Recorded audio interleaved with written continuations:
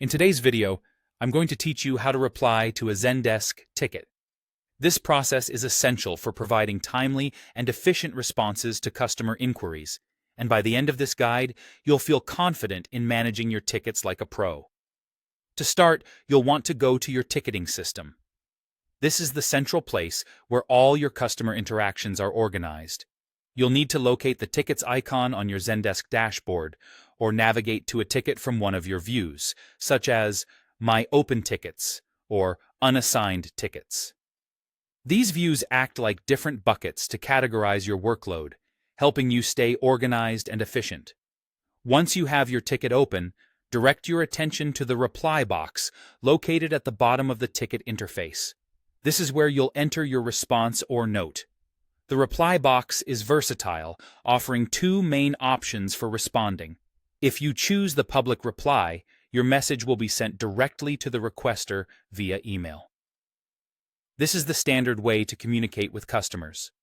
However, if you need to add information or commentary that should only be seen by other agents, choose the internal note.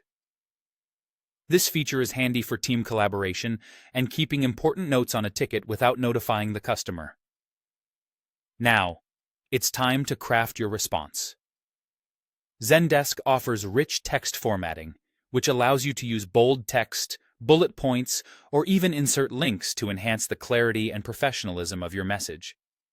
Moreover, if you find yourself sending similar responses frequently, consider using macros. Macros allow you to create quick, templated replies, saving time and ensuring consistency across communications. Don't forget, you can add attachments as well. Simply click the paperclip icon or drag your files into the message area to include any relevant documents or images.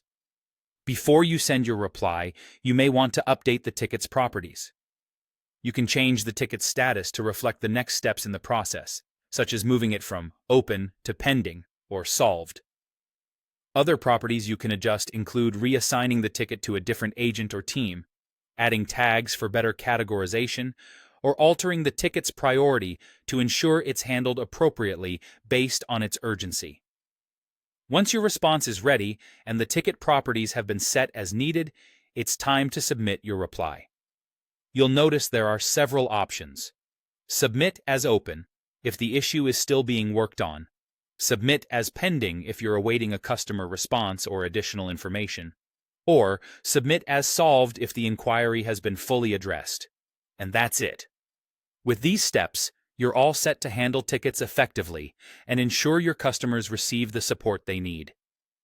Thanks for watching, and happy ticket managing.